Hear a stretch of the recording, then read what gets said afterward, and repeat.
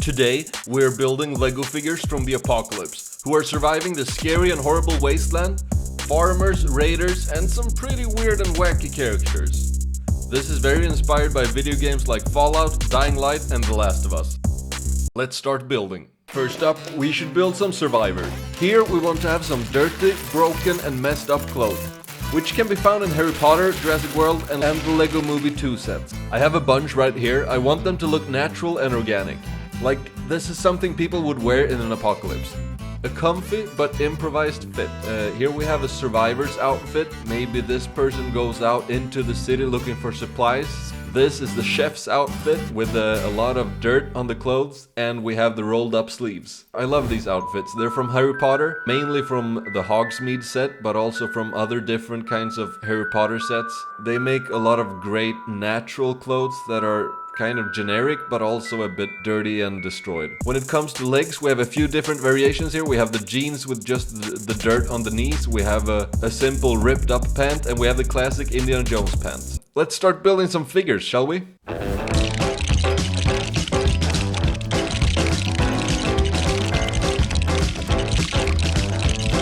Here we have them, a few figures that I built, and these people should be like survivors that are basically building a farm, rebuilding society, growing some crops, and trying to survive off the land. However, the land isn't that, the land doesn't give them that many vegetables, but they're doing their best.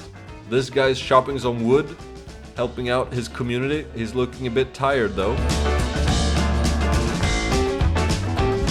Here we have the armor smith. He's creating some armor for the community. He's helping the guards, giving them some outfits so they can protect the people that lives in their community. Here we have a guard. He has just been outfitted with the new armor from the blacksmith, and he looks great. He looks ready and fit for fight. It looks a bit rugged and improvised, but that's the style we're going for. So I'm happy with that look. This girl, she's carrying some buckets of water to maybe water the plants, just take care of something, feed her family.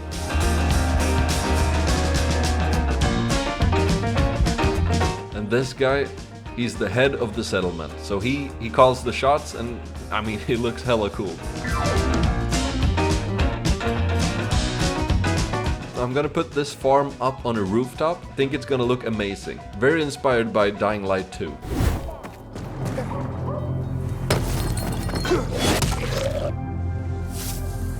Be respectful around here. Pilgrim. They're infested with alpha zombies.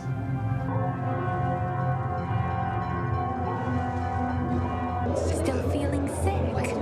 Just don't. I want to add some farm animals, because these people, as I mentioned, they are farmers. So let's give them some sheep and some pigs, so that they can live off the animals and produce some milk and eat some meat. Here we have an unfortunate pig farmer who's taking care of the pigs. Well, I'm not gonna mention it, but you can tell. You could probably figure out what he's carrying in that wheelbarrow. I feel bad for him. Here we have a sheep farmer. She's taking care of the sheep together with her dog, and I think she's doing a great job herding the sheep. I don't know how the sheep survived the apocalypse, but they did, and they're doing the best to take care of them. She seems happy with her job.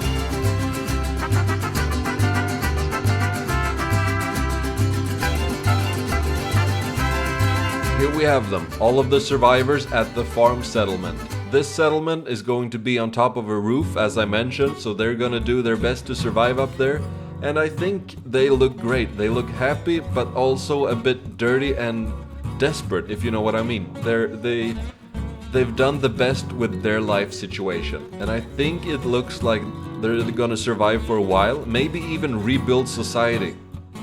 But they don't have the best security. They've got this girl protecting them with a rifle, and we have this guy with his armor. Maybe that's not enough. Let's move on to something very interesting. I love building raiders. These are brutal people that don't care about anyone but themselves. We want them to have a mean look. They need to have some bruises, some scars on their bodies, and improvised armor. We're talking leather straps on the arms with metal sheets on their legs and just improvised armors. This part is very inspired by Fallout.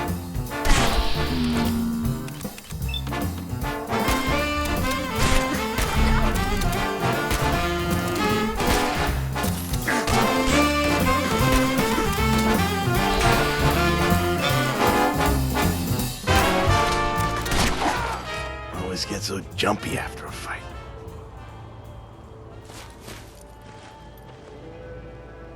This is a printed torso from Saber Scorpion. I think it looks great. It's actually from the Fallout game, so it fits perfect with these raiders. When it comes to legs, I want to have a different variety of legs. These are just regular cut-off shorts. A lot of improvised clothing from Vikings and from medieval figures. This head, I think it's from the Lego Movie 2. It looks absolutely amazing with that eye patch and the scar. Here we have Abraham Lincoln's apocalypse hat and beard. This torso goes great with this head, and I think this makes the perfect raider. Let's build some more of them. I really want to have a wide variety of different characters when it comes to the raider, so I'm implementing a lot of different parts, a lot of different helmets and torsos. These raiders are looking great. We got a big variety of different kind of figures. They've all got their own improvised armors and they're looking mean as hell. Let's take a look at all of them. Here we have a few different guys with lots of different improvised armors and a lot of fun haircuts. I think they turned out great.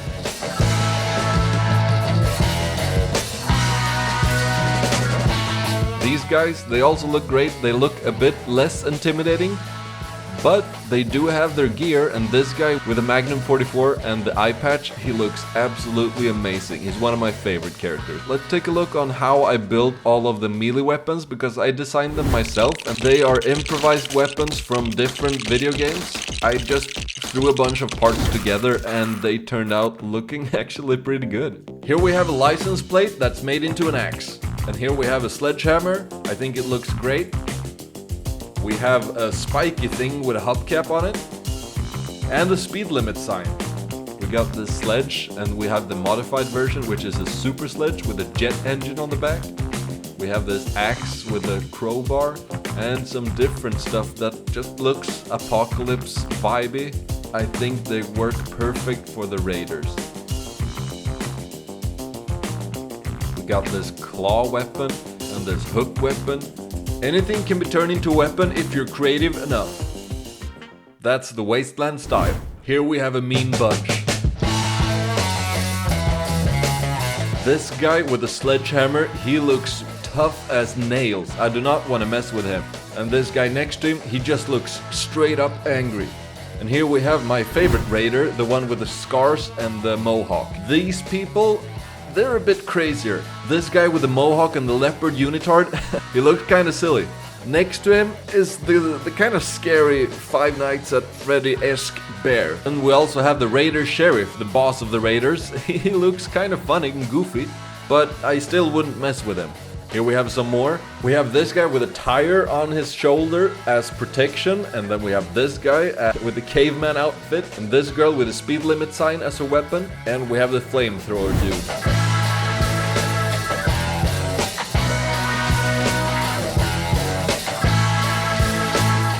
Overall, we have a lot of good looking raiders and they look quite scary. I'm very happy with the results, and I think we managed to get a wide variety in different looking raiders. I'm very excited to place these out into the city that I'm building. It's gonna look great, and I'm gonna give them their own camp. A few of these guys are actually cannibals. That's horrible. This guy is afraid of his life. I would be too. Look at that face. It's horrifying.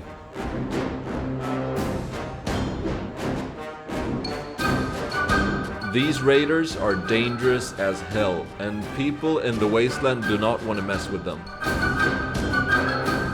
Great, let's move on to another settlement. This is on the other side of town, and here we have the big city. Some kind of central hub for trading and traveling around the wasteland, with improvised housing. No food or water, desperate measures are necessary. Easy living? This ain't. These people need to look like they're from the big city, so a bit more put together, but also a bit more cutthroat. I'm talking leather jackets, hoodies, and fancy suits.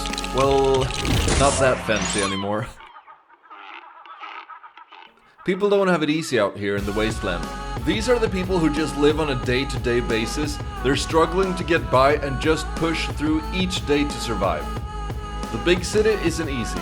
I wanted these people to be a bit more rugged and run down, as if they are the common folk, like in the medieval times.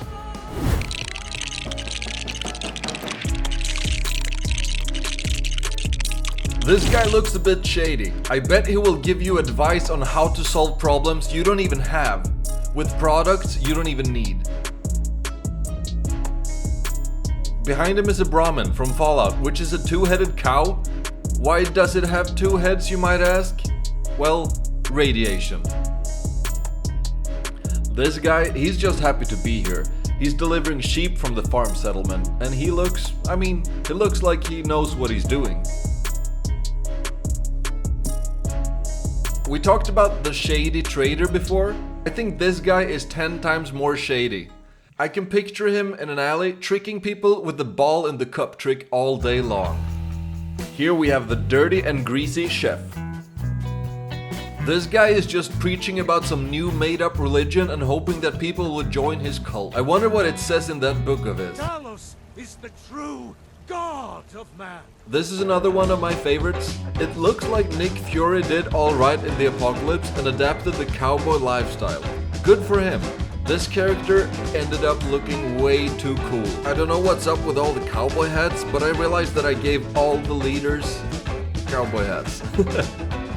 What are you gonna do? Here we have the hardworking people. The ones who make sure that the place can run, working on the technical stuff of the settlement, the bookkeeping, and just honest, hardworking folk. I gave some of these characters tank tops and torsos with a lot of muscles, because I wanted them to look like they really worked hard. The others I focused on giving suitable clothing for their profession, such as the doctor and the bookkeeper.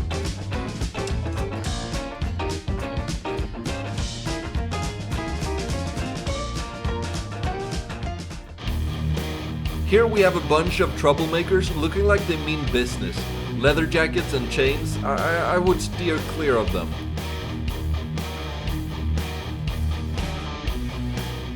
There are way more people out there. Let's build some people that actually stay on the road and do what they need and can to survive this harsh world.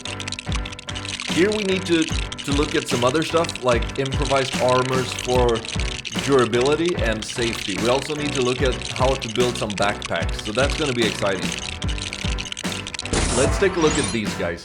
This guy, he is traveling with his dog and he has basically everything he needs on his back. The dog does as well. This guy, he looks like a rugged survivor. He's done this before and he's done it for a very long time. These two guys, they look a bit more scared and, well, they probably know what they're doing, but they are also struggling to survive out in the wasteland. We got some backpacks for them and they're traveling with everything they got. This guy even has a keyboard on his chest as armor. I don't think it's gonna last. This guy got a better idea of having a license plate on his chest for protection. He has a miner's helmet for that extra light when it's dark out in the night. He has a chainsaw for a weapon, and that thing looks nasty.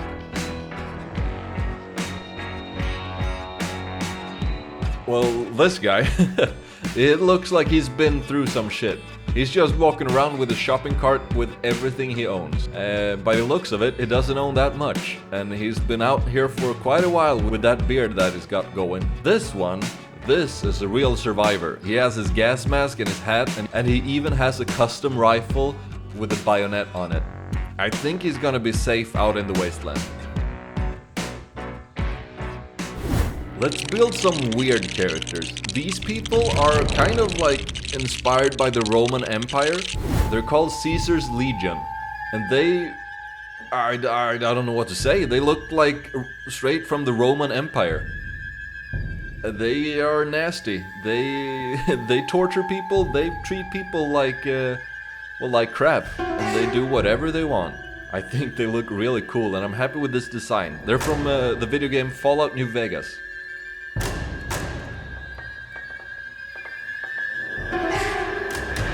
Here we have some more nasty creatures. These guys are called super mutants. They are green, big, ugly, and mean. Let's actually build another weapon for them. This is a minigun. I had never built one of these before, but I think it turned out great. This is a dangerous weapon. You do not want to see a super mutant with a minigun. That screams danger. This guy, he looks pretty cool with that armor and that minigun. Shut up! You stupid! Leave me alone!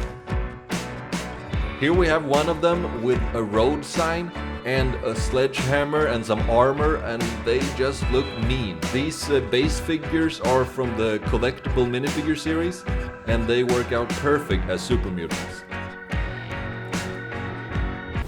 Let's take a look at something very interesting. This is straight up from the Fallout game series and the TV series.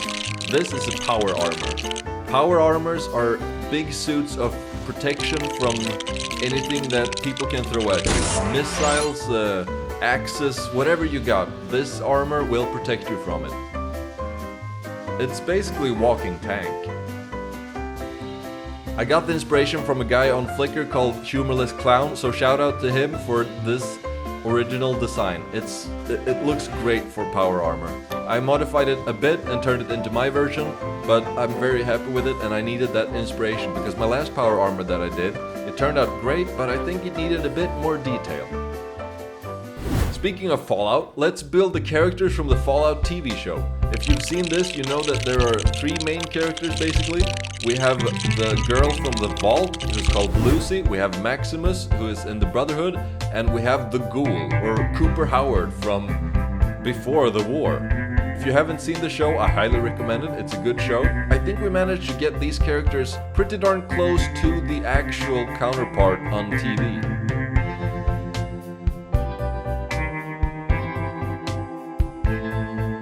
Here are some alternative builds for the characters with and without their suits and outfits.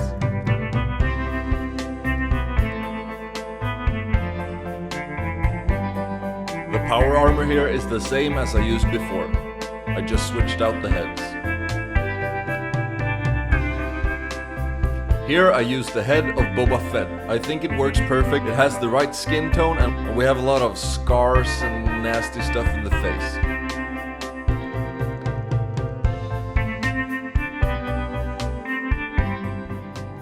Finally, I have a request from some of you guys. You wanted me to build a Robo Brain, which is also from the Fallout game series, and this is a robot with a human brain inside of it, which is just absurd, but I think the design is really cool and I wanted to try to make one of these. Maybe I'll make another video on Fallout robots. We'll just have to wait and see. But this is it. Zombies have taken over Lego City, so the president had to press the big red button. Everyone moved into bunkers underground. Today, we're going to reclaim the wasteland from zombies and raiders to rebuild Lego City, restore humankind, and retake the world.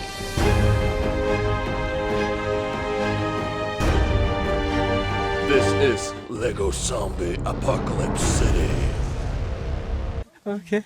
Wow, big words for a Lego video, I know.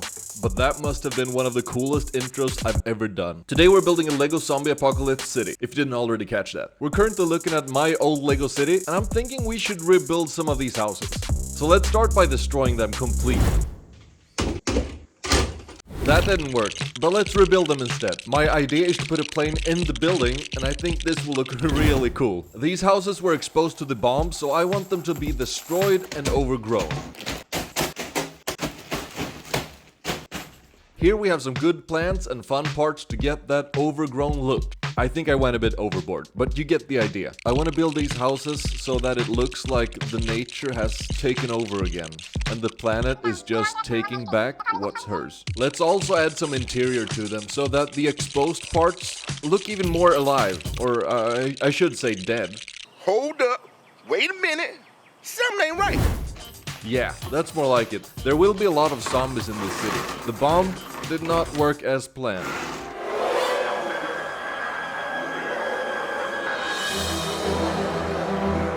Let's add those zombies to the interior and finish up this hospital build. We have a lot of floors to cover, so let's bring in as much diversity as possible on these floors. There's some weird stuff going on top of the roof. Let's take a look at this build. We're done with the hospital, and I think this hospital turned out great. It went from this to this. Now it looks like an apocalypse hospital that has been taken over by zombies, nature, plants, everything. I think it looks really sweet. This specific build ended up being very inspired by The Last of Us. The whole overgrown thing and the broken walls and the zombies pouring out. I think I was a bit too inspired by The Last of Us. We have a lot of zombies in this build, and I tried to build some clickers from The Last of Us, but that's difficult. This hospital is full of zombies. We've got zombies everywhere, on every floor, but on the top floor we have something else. These guys are called super mutants. They're big, green, ugly monsters. They're pretty stupid, and they eat people. So here this guy is cooking up some some human stew, and I think this guy in the cage is waiting to be next. Overall, this ended up being a really cool build. I really like the plane stuck in the building. Next up, we have this cool Octane office building. Let's destroy it and rebuild it. They're developing the new Tile Phone 14 Pro. Well, not for long. This one ended up being very Fallout inspired instead. We've got the whole futuristic office building with the big billboards on the front, and everything is just falling apart. Looks like we have some guests on the roof on this building as well. These are the guys from Up. I think they took a wrong turn when trying to find that beautiful paradise location and landed right in the middle of our zombie apocalypse city. However, it looks like they're capable enough to fight off the undead and survive the apocalypse. Next up, we should attack something that is quite precious to me. This video went viral on TikTok. It got over 18 million views. And I basically just built a burger restaurant. So let's rebuild that into an apocalypse version. So let's build this one on TikTok instead. By the way, you should follow me on TikTok, where I do Lego ASMR.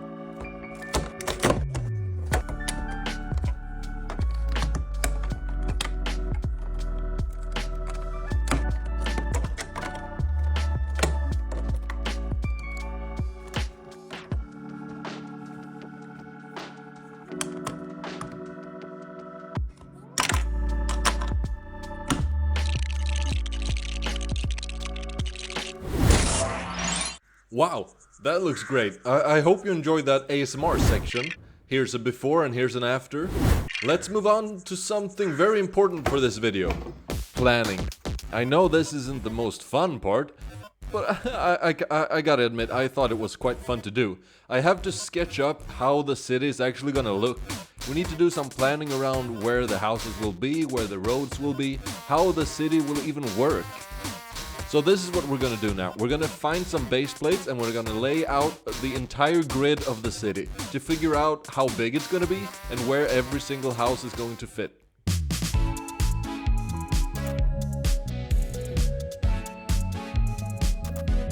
So, this ended up much bigger than I planned from the beginning, but that's okay, projects always do. That's the fun part, you never know what to expect. Let me clarify my sketch a bit. The gray represents the roads that's going through the city, and then the dark tan represents the abandoned, the empty buildings, and the blue represents the places where people are actually living. I hope I made that a bit more clear. Let's start by building those roads. So these roads are great for customization. I know a lot of people don't like the new road system that LEGO City has provided, but I do really like them because you can customize them to the maximum. I'm using the Mills road plate system. You can look it up online if you want to do the same. And I've actually built a lot of those for my other projects. So today we do not have to build them. We're actually just gonna rebuild them and destroy the roads. My life has changed a lot the recent years, so in the middle of this project I actually went to a LEGO event. I usually go to these and work at them, so this unfortunately came up in the middle of my project, but I thought, why not build the roads and keep building the project at the actual event?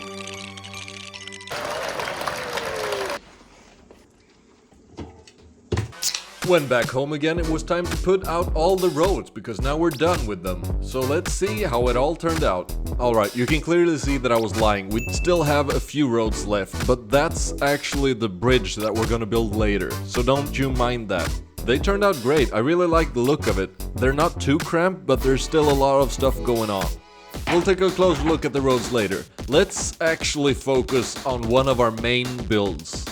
This is our farm settlement. The big settlement. Look at this, I even made a few sketches. It looks beautiful, man. I'm actually proud of this, it looks really cool. It's time to build the first group of survivors. Let's build a big base for this settlement. These guys are going to be farmers and doing their best to grow food in the apocalypse, with zombies around every corner, so their solution is to build the farm on the roof. The farm will be on top of a big building with stores on the bottom floor. I think this will be a really cool and unique way of building an apocalypse city. Here we have a diamond store with a clicker in it, from The Last of Us again. Let's move on to the next floor. My plan is to make the building 3 floors. And this floor and the next floor will be an office. It's decorated with some desks and some cool office stuff, I guess. Let's add some cute pictures, a picture of a cat, and some windows, and the last floor.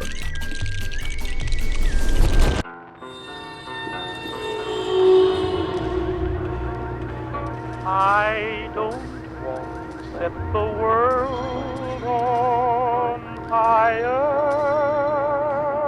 That ended up really great, actually. It's very inspired by Fallout, as many buildings are in this project apparently. Speaking of Fallout, look who's here. It's a vault dweller. And over here we have some zombies, or in the Fallout world, ghouls. I think we should move on to the next part of this build. Gang, it's time to up the ante. So this next building we're building is a big, grey, boring office building with a lot of destroyed walls and decaying facades. A building that is not gonna stand forever, and it's gonna be big. There's a lot of things to do, so get in there, hang in there. I'm not just talking to you, I'm talking to myself as well, because this project is getting out of hand right now. This building is bigger than I planned. I won't do that much interior in this building because it's actually so huge. I might do it in the future, but you're still not gonna see it. I'm gonna hide a little interior here, but that's just because it's gonna be exposed to the outside. The focus will be on the rooftop, where the survivors actually live. As we're closing in on the end result, I'm so regretting this build, but it's gonna look cool.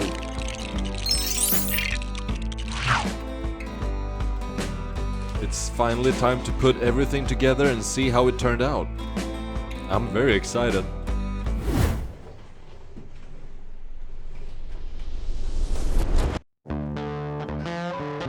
How's that for a big building? Damn, it looks good. It turned out really good and really cool. Let's measure it and see how big it actually is. Alright, so this is insane. It's actually 45 centimeters high and 50 centimeters wide.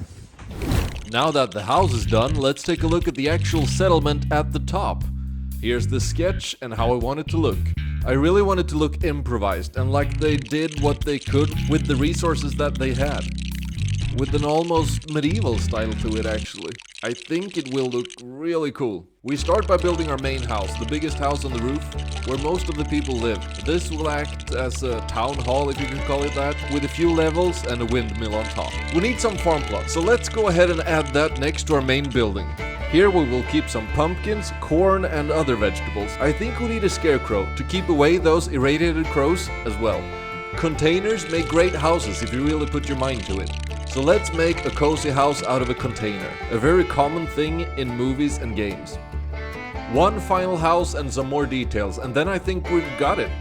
This one should be built on the edge of the roof with a balcony, walkway on the edge so that people can keep an eye out for threats on ground level. It sounds much better than it will look.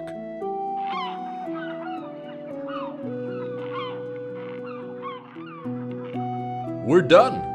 This is our first settlement and it looks absolutely insane. It turned out so much bigger than I planned from the beginning, and I like it. I think these people are safe from the zombies down below, for a while at least.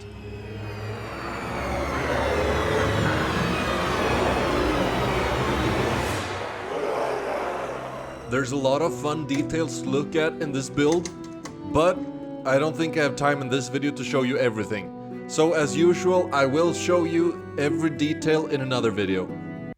Let's take a look at what's going on back down on the ground level and build some surrounding buildings that have been abandoned and destroyed by the bombs. Not everyone can have it as good as the people up on the rooftops, you know? These people, they're just struggling to get by, doing whatever they can to survive. But the world is harsh now. There's zombies everywhere, there's a lack of food, you gotta do what you gotta do. And with friends like these, I mean, desperate times calls for desperate measures. That's all I can say. Man, what a life. Good food, warmth and comfort, friends and family, and just a nice community overall. Of course I'm being a bit sarcastic. This is not looking that great. I do not want to live like these guys. Yeah, it looks really cool, right? This house really got hit by the bomb. It looks completely destroyed. I think it's time to put everything together. Let's take a look at how it actually looks so far and what we've got. As you can see, we still have a few empty plots here. We have a lot of buildings that we actually haven't built yet. So my plan is to do that in the next part. This will act as part 1 and then we will have part 2. This is what we've got. Look at that. Wow. It ended up looking really cool. Imagine when it's done. It's gonna be so cool.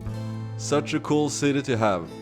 I love doing the GTA city, but this zombie apocalypse city, it's even more fun. We have a lot of cool and fun Easter eggs in this city, but I want to show you guys the entire city when it's done and do a full walkthrough review of that, as I usually do on this channel, so stay tuned for that. As for now, this city is done. Well, the part 1 of this city is done. I also realized that I need to change the room that I show you this in, because this room is not that good looking. I'll fix that for the next time. I'll see you in part 2 of this video, which will be the entire rest of the city. If you haven't subscribed, subscribe, and I'll see you in the next video. Oh, and thank you guys, we just reached 100,000 subscribers. I've been dreaming of this moment since I was 12. Lego City has been taken over by zombies, so our survivors had to move up on the rooftops where they built their new homes. But there are even more dangers out in the world, and today we're facing them head on. Today we're continuing on our Lego Zombie Apocalypse City, set after the president dropped the bomb on Lego City. We're retaking the wasteland and rebuilding the city again. This is what we have so far. So in this video, we're finishing what we started. So far, this already looks really cool. But we need to improve it and we need to finish it because it's only halfway done. But first of all, I need to move this Lego City into another room because I think this room looks messy and I talked about it last time. We need to change the room. So this will be our new cool display room where we even have a Fallout poster, and this is what we've got so far. But enough about what we've got, let's build a new house, let's build the bookstore. My plan is to place the bookstore right here, and it will be inspired by The Last of Us. I want to lay a foundation first so we can get the house a bit elevated. I want to work with dark green and that cool yellow-orange. That would make for a great color combination. Let's call this bookstore Race Occult Books. I really think this build needs an interior, so let's add some abandoned bookshelves, some other furniture, and a spider on the counter. Let's also add some leaves and make it look really abandoned. I want there to be a big hole in the wall so that we can see into the bookstore. It's a really great way to show that interior without having to have the building open. Let's also add some tiles outside and some more details, like trash cans. Let's add a second floor, and this one we're gonna switch up the color and we're gonna add some windows because this will be an apartment. I love to work with those AC units and details on the house. I want this house to look like one of the modular building sets. You know, the ones that you can get at the Parisian restaurant or the green grocer. I wanted to fit with those and have that vibe, but be a bit more detailed and have my own style to it. Let's add another AC unit, finish those walls. Let's go for one more floor. Let's make it look the same way, but have a different interior and a bit different destruction to the walls.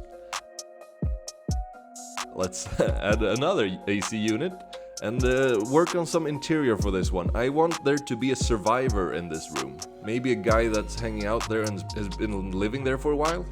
I think that would look really cool. Let's make this place look like he temporarily lives here, so he's been staying here for a night or two. Ray's occult books have seen better days. I'm very happy with the color scheme of this build. It looks really nice. The colors really complement each other. Let's take a closer look on what's actually going on in this build. We have a billboard on the roof that announces a new book. We have some graffiti on the wall, and almost every window seemed to be boarded up. This place got it bad before the apocalypse. This guy, he's still doing his job, but it looks pretty abandoned. Looks like he had some kind of D&D event before everything went to shit. He's still sitting behind that counter waiting for a customer, and here we have one. A zombie. Probably not the customer he wanted. We have a one-bedroom apartment up here on the second floor. This is a pretty sad place. It looks a bit luxurious though. Let's take a look at the top floor where we have our guy grilling a fish. And it looks like he's staying there for one night or maybe two. He's just passing by. He's probably trying to get to the big settlement in the city. And that's our bookstore. I'm very happy with this build. Hey, let's move on to another build. This one is an actual Lego set. It's called Assembly Square, and it's one of those modular buildings that I was talking about earlier. This has a European style to it. I don't have time to build this, so I'm actually gonna let my girlfriend build it. This is a really cool set, so I wanted to build it, but I didn't have time because this project is getting out of hand. I'm doing a lot of different things and there was a lot to do. This set includes 3 houses in one, which is really cool, and every house has 3 floors, so there's a lot to build. After 6 hours, she was done. I think this will fit perfect into our Lego Apocalypse City, but we need to rebuild it into an Apocalypse version. I've seen a lot of people rebuild this, so there's a lot of inspiration out there, such as Sugar Bricks version and Lego Magician. They've done great designs, but I'm gonna do my own version. I want to destroy the ground and add some planks to the windows, and that should do it. We're done. That went fast. Well, I sped it up a bit. We have a few survivors over here. They're trying to figure out where they're gonna go, but things are not going their way and the zombies have probably noticed them. Up here on the roof we have a sniper, and I think he's aiming for our survivors. I have a concern with modular buildings, and that's the walls. They never look great on the outside because they're meant to be connected, so I'm gonna build an extra wall to cover that awful exterior. But this also gives us a chance to play with an alleyway, and that's really fun. Let's add a sign and let's add some details. By connecting this to the office that we built in the previous video, we now have one street. That looks very dangerous. This guy got caught by a zombie while doing graffiti. Not a good idea, man. Let's actually start doing something and build something. So I want to sketch up a cool raider camp. Raiders are very common in Fallout, and they are the bad guys basically. They take whatever they want and they steal and they do whatever they want. So here we have a junkyard, and here I want to build a red rocket, which is very famous for the Fallout franchise. It is a gas station and it will be our main raider base. The idea of this camp is that the raiders took over a junkyard and they built fences around it, and they are pretty savage, so they have heads on display. They are building the fence out of scrap from the cars and everything like that. Then we have the red rocket, which is the main building, as I said, and this will act as our headquarters for the raiders. This is where they live. The style of this is very 50s, so it looks like a 50s diner, but it's a gas station. I love that aesthetic. We have a lot of difficult things to manage here, so the window here was a bit difficult to build. We have some tile floors, and then we're gonna add this power armor station, which is the yellow station over here. This is where you can fix up and repair your power armor. Let's add a roof and that iconic text that says Red Rocket, and the iconic Red Rocket, of course. This was a lot of fun to build and play with techniques. Let's add some more cars and some more junkyard vibey things. We also need to add a place where they can eat. So here's the kitchen area where they sit and dine with their friends and have a good time. Done. Wow. This place turned out really cool and actually a bit scary. Let's take a look at what's going on. We have this guy jamming on the electric guitar, living his dream life. We have our dinner guests here, eating some kind of blood sausage? Is that Danish sausage or is that... Oh. Guys, I think these might be cannibals. When you turn up, you're dead. I know you're here. Alright, so maybe I wouldn't want to go to dinner with these guys, but they seem to have their life figured out. This guy is just chasing a rat with his axe. I hope he doesn't plan on eating it. However, it's better than eating people. This guy is taking some notes in his adventure book. I don't know if I would like to read that diary though. The red rocket looks absolutely wonderful, but there's something on the roof. Oh, this guy has been trapped here for a long time. I'm happy with the design of the fence because we got that homemade look with the junkyard details. You can tell that these guys are raiders by their mohawks and their face paints and the heads on spikes. Over here we have a sign that says Ross the Boss. I guess that's this guy. I would not want to mess with him with his 3 dogs. That's it for the junkyard. I would say that this turned out to be a place where you don't want to live and you would steer clear of this place. Let's move on to some infrastructure. That's very fun, said no one ever, but we're gonna make it fun. Because building destroyed roads, that's one of the biggest parts of building an apocalypse city. Woo! We should take a look at the overpass. It was unlucky to collapse when the bombs dropped, so I'm going for a Fallout-inspired road here. But we need to rebuild it a whole lot more, where it's just collapsing and there's several cars left on it. I want to work with a lot of wedge plates and make it look really destroyed, but also realistic. We want that destruction to look like it's been going on for a few years, so there's moss growing out and there's some plants. I think we can do this. Then we need to add some fences so that people don't fall off the bridge, and let's add that broken off section with some broken rusty rebar. I really like where this is going. Let's finish it off with a few details and connect everything together. It's really coming together. Now let's add those cars that I was talking about.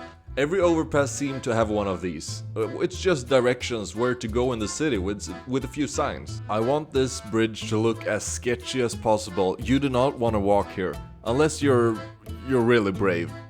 An overpass needs an underpass. Let's build that part. I want there to be a road going through under the bridge, and then I want there to be some kind of camp next to it. Working on these destroyed roads really messes with my thumbs. Anyways, let's add some pillars so we can actually make that overpass into an overpass. I found these sandbags. They're not official Lego, but I hope you'll forgive me. Down here, it seems we have 2 guys in power armor. What are they running from? Oh, a bear.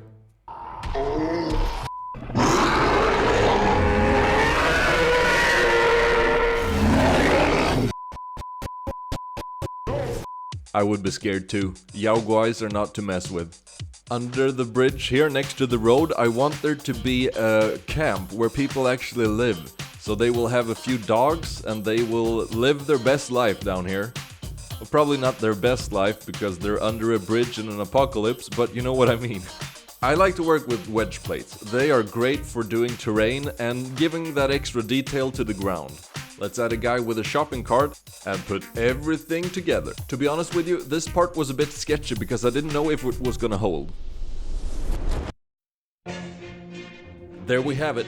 If I didn't know any better, I would say that this was ripped straight off a Fallout game. This guy has seen some stuff. He's traveled wide and far to get here. Hopefully he won't be disappointed. It looks like there's a Fallout shelter close by. This guy, he didn't make it through the apocalypse. Not everyone does. The bridge is basically exactly how I imagined it. We have a sign to the hospital that's gonna be nearby. We have this guy from Vault 111, which is the main vault in Fallout 4, the video game. Underneath the bridge, there seems to be something else going on. These guys from the Brotherhood of Steel in power armor, they are very scared of this bear, also known as Yaoguai in the Fallout universe. Next to them, well, these people don't have a care in the world. They're just living here with their dogs and having a good time. They probably don't have the best food conditions, however. Maybe they also eat the dog food. But they seem to enjoy good music. They're just hanging out, living there. We have this guy who's coming back with some supplies with a supply run. This shopping cart took 3 attempts to design. It took me a while, but we landed it. Here we have some clothes on a clothing line. They're drying them probably. And they've got a spider friend. I would not want to live there. This build, straight out of Fallout. And I think we should change the name for the video to Fallout City. Then one day, my friend Albin showed up to help me with the city. We got to know each other on Lego Masters, and ever since then, we've been very close friends, and we've been doing a lot of builds together, so he's gonna help out on this video. He also helped me out, figuring out that this isn't gonna work. We need a new design, so I'm gonna move things around, and hopefully we can figure out a better layout for the city. We're just gonna switch the overpass, because I think it didn't look good. So back to the drawing board. After a while of sketching and thinking, we had a solution. Now all we had to do was move everything according to the new sketch, and it should work out pretty good. The new idea is to have the overpass not connected to the city, but have the main road go underneath the overpass. Perfect. Now we can take a look at the old sketch versus the new sketch.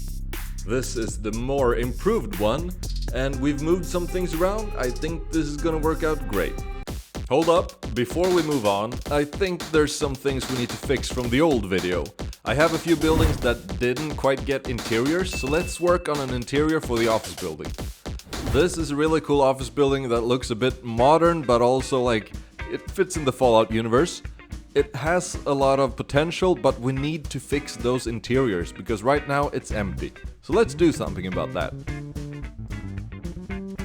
We have a lot of floors to cover, but I'm thinking we should make this into an office where there are chairs and there's meeting rooms and there's boardrooms, all those boring things, but I think we can make it look really good. By placing tiles like this, we get the natural destroyed look. Let's also add some tables and chairs to get that board meeting that I was talking about. Another room, and let's make this a bit different, but still a meeting room. We should add some fun things like a vending machine, that's of course out of order, and some other details.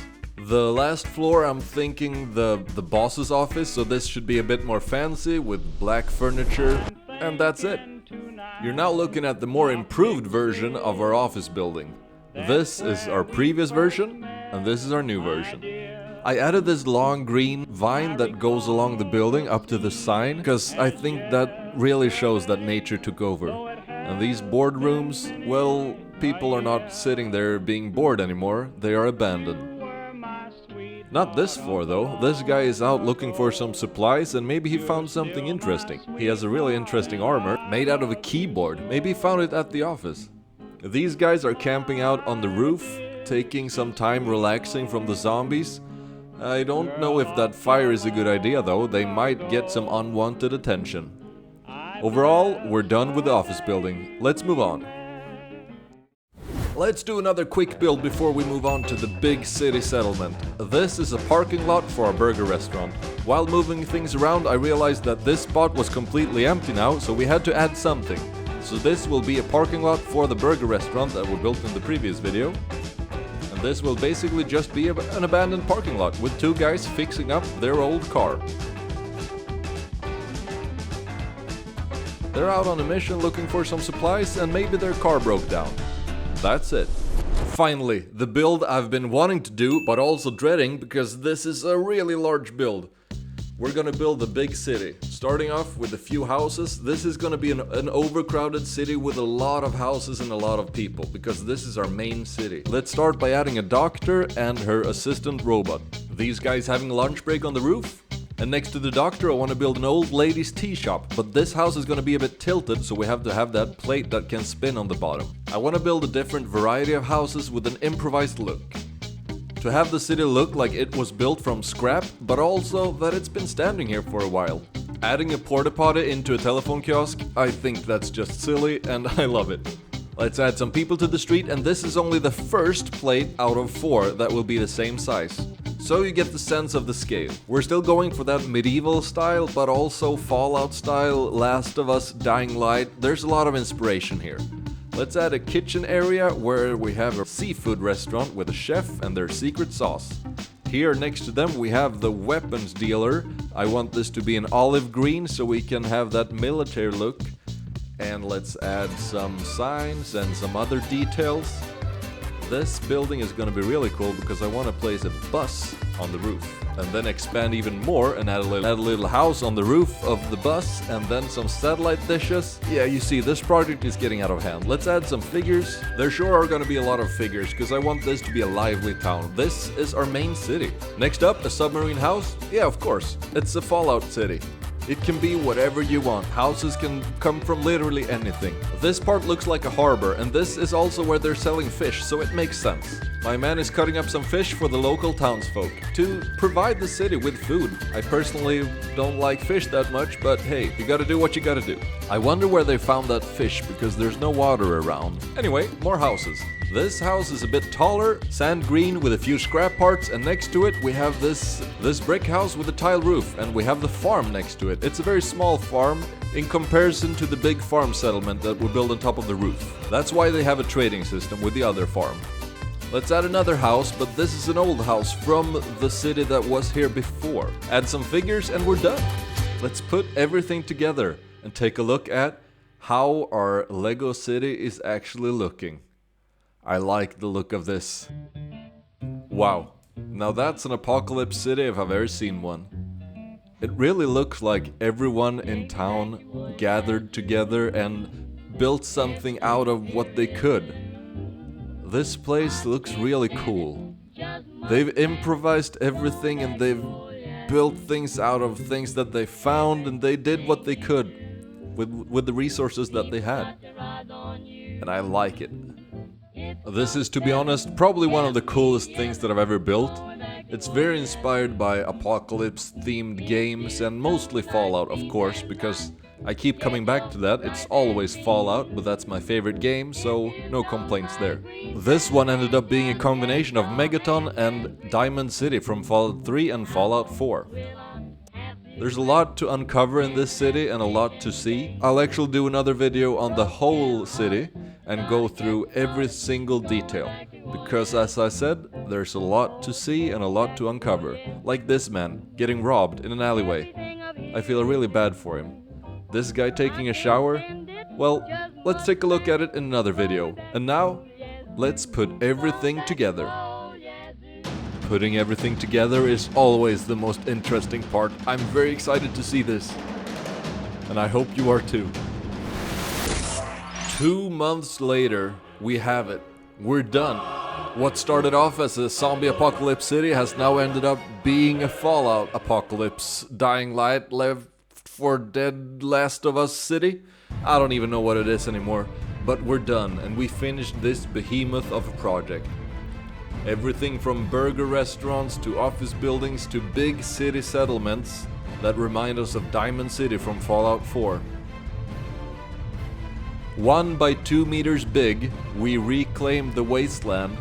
Well, we didn't because the zombies are still here, but we're out here living, trying to survive. We're facing raiders, zombies, cannibals, super mutants, everything the wasteland throws at us, we can handle because now we have our city. If you want a detailed review and a walkthrough of the city, I will post one after this video, so that you can see every single detail and find all the hidden Easter eggs. Thank you for watching, I hope you enjoyed this project, I certainly did. Subscribe and I'll see you in the next one. I think I need to fix this, however. I'm not completely done with this part, but that's just a small technicality. I spent 2 months building a huge Lego apocalypse city inspired by Fallout, Dying Light 2 and The Last of Us. It was a struggle and I had to put my best Lego thumbs at work, but in the end we finally did it. With the size of roughly 1 by 3 meters big, 12 unique builds, this massive city is done. Today we're going to take a look at all the details on everything we can find in this city. So grab a bucket of popcorn, strap in and enjoy the ride. So this is my second Lego city that I've built. This one is apocalypse themed. The first one was GTA themed. So I like where this is evolving. This is a really chaotic city. There's a lot going on and there's a lot of inspiration from video games such as Fallout, Dying Light and The Last of Us. We are going to start by taking a look at the Dying Light 2 inspired build that is taking place on a rooftop, which is a farm. It's a farm settlement on top of a rooftop. I think this is a really cool idea, a unique way to build a settlement. These people are farmers, they live off the land, well, what little land is left. To keep themselves safe from the zombies, they decided to build their house and their settlement on top of a roof. A quite big office building with a jewel store and a coffee shop. Just like Bethesda, the game developers, I like to tell stories with skeletons. I think it's a fun little thing that they do, so I wanted to include it in my build as well. A lot of skeletons in different places, weird places, doing various things. I like that I added this donut here. It really shows that this is a coffee shop and it's overgrown. We have a lot of different characters. Here are Ellie and Joel from The Last of Us, getting chased by a clicker and some zombies.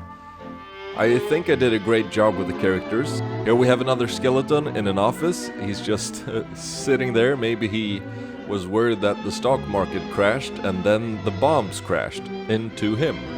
Yeah, bad joke. I have a lot of office interiors here. I like to design offices, I realized, because I've built a lot of office interiors for these builds. Here we have a vault dweller with his dog. He's from a shelter, from a Fallout vault, where he's been living and surviving. These are zombies. I would have gone for ghouls, but zombies were already the theme, so I've chosen to keep sticking with the zombies. In here we have the interior of the jewel store, we have another clicker here, and a zombie trying to purchase some diamonds. The clicker is just Groot with his head turned around. It's very stupid, but I think it works. Back to the video. Let's take a look at the actual farm settlement on top of the roof. This one is very improvised. There's a lot of houses that's just put together with scrap metal and wood. There's a sheep on the roof here, and there's a seagull. There's a lot of things. This is a messy place, and people just leave their stuff lying around. It's a very cramped settlement, and they live right on the edge of the roof, so they're really living dangerously up here. However, they seem to be enjoying themselves. We have farmers taking care of the animals like sheep and pigs, and they're feeding them, doing everything they can, and doing everything as they would if this was a farm on the ground level, but it's on the roof, which makes it a bit weird. I wonder where he will dump that. I really took inspiration from post-apocalyptic worlds. That's like everything is horrible, but they're making the best out of the situation. I don't know what she's cooking up, but the food, it looks a bit chunky. This lady is adding a carrot to the soup, and I think it will taste much better after she's done that. I'm really happy with this farm. They made some farm plots with carrots and pumpkins, and that orange color really stands out, making this build look a bit better. The scarecrow doesn't seem to help, however, because there are still crows there. This is a farm settlement, so I wanted to give this that western vibe.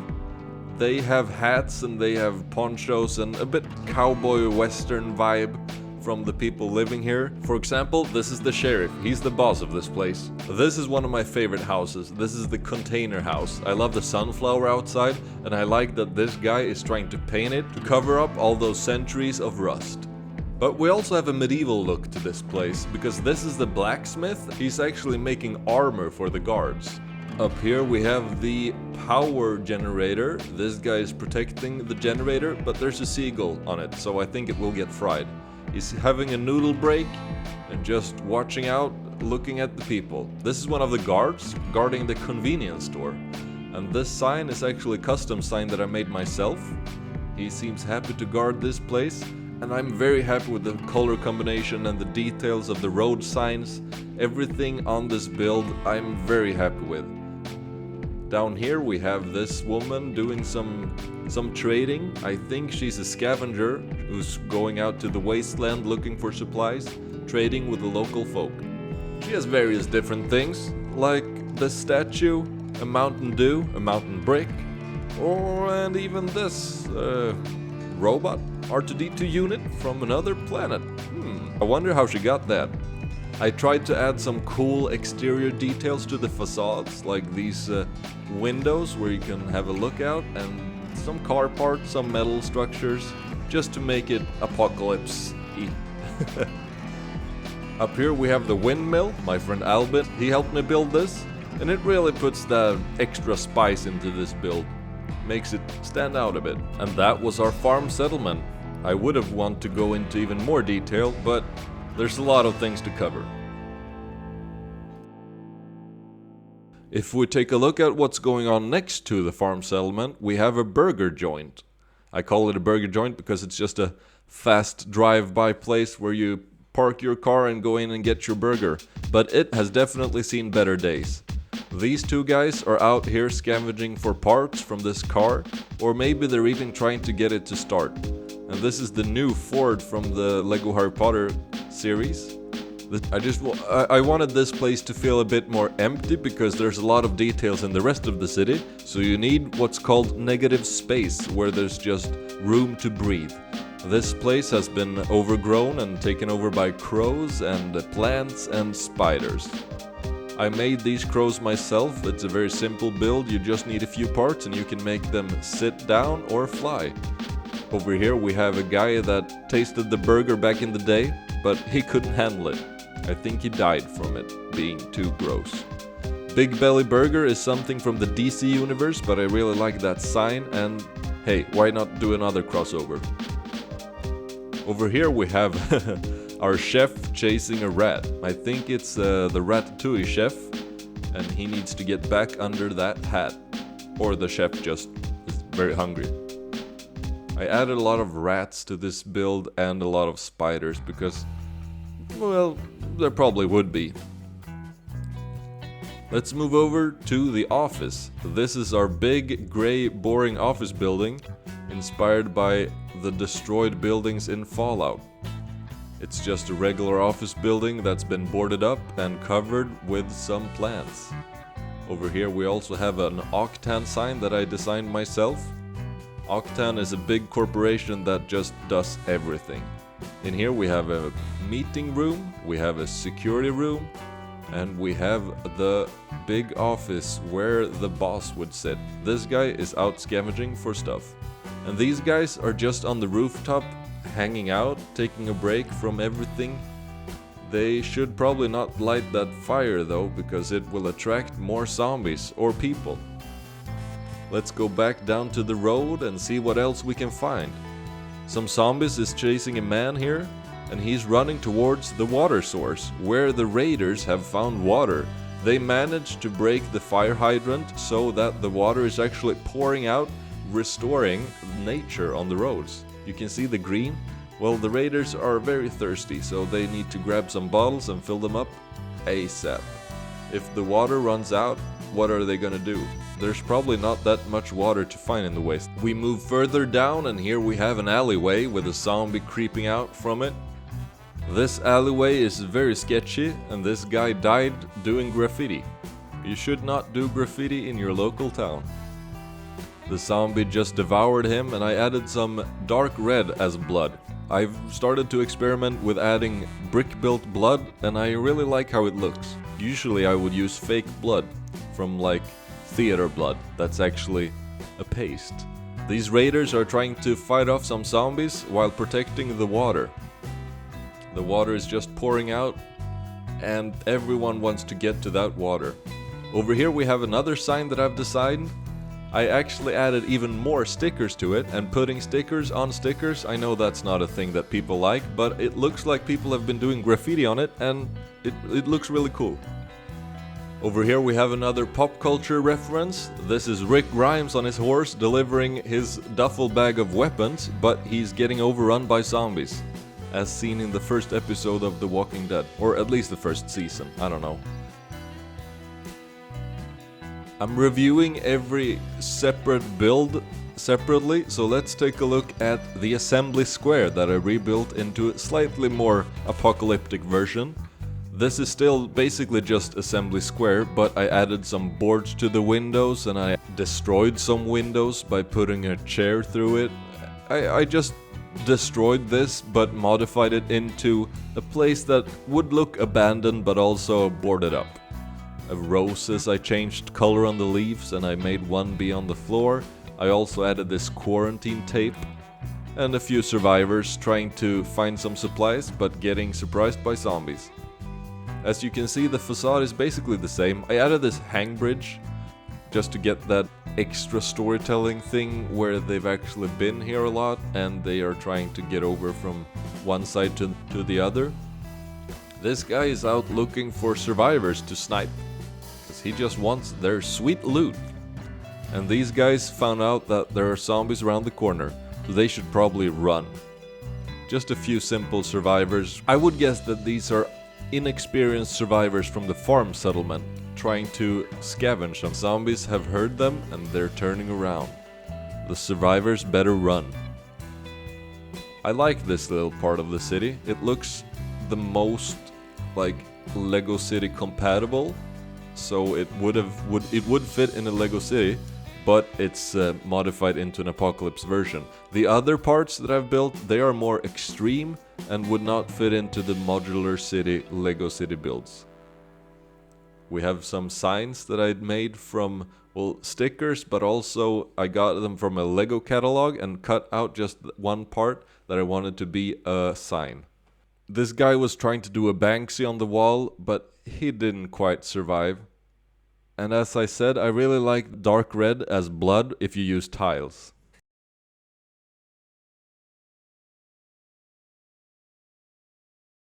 Next to Assembly Square, we have a very Last of Us inspired house.